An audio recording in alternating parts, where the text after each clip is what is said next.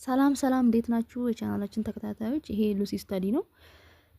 ሶ ዛሬ በፓርት 2 ዩኒት 3 ተገናኝተናል። ግሬድ 10 ማለት ነው።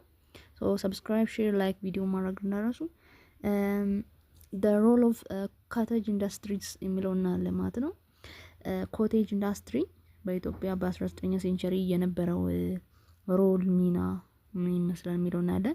the cottage industry and handcrafts technology existed in Ethiopia since the time of immemorial cottage industry እንግዲህ የእጅ ስራ የተለያዩ ዕደ ጥበብ ክህሎቶች በኢትዮጵያ ውስጥ በጣም ረጅም ሰዓት የነበረ ስራ ነው ማለት ነው። during 9th century ብቻም ሳይሆን ከዛ በፊትም የነበረ ስራ ነው።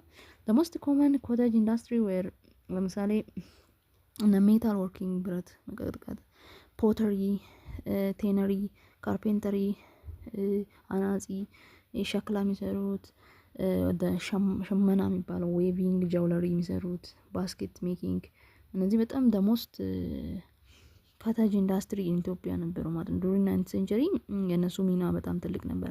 the general public is attitude towards artisans was not all encouraging, as they were mostly denied or marginalized. እነዚህ በዚህ ሙያ የተሰማሩ ሰዎች ለረጅም ሰዓት በኢትዮጵያ ውስጥ በቃ ማርጂናላይዝ የተደረጉ ናቸው፣ የተገለሉ ናቸው ማለት ነው። consequently the local produced agricultural implements and household furniture did not show any significant improvement in the sophistication. ለዛ ምንም በቃ ለውጥ አልተደረገበትም። ይሄ ለዚህ ስራ መንግስትም የተለያዩ ነገሮች አላዩም ማለት ነው። ኢምፕሩቭመንት የለም ማለት ነው because of marginalization. among them the cottage industries ለምሳሌ blacksmiths were responsible for the manufacture of a wide variety of articles, considerable economic and variety of economic and military importance in many parts of the country. cottage industry blacksmiths ብረት ቀጥቃጦች ሽመና ላይ የሚሰሩት ሪስፖንሲብል ለማኑፋክቸሪንግ የተለያዩ ኢኮኖሚክ ሚሊተሪ የሆኑ ነገሮችን ለማምረት ላይ በጣም ሚና አላቸው ማለት ነው። this include plowshares and the iron part of pickaxes, sticks and other agricultural implements ራሱ የሚሰሩ እነሱ ናቸው።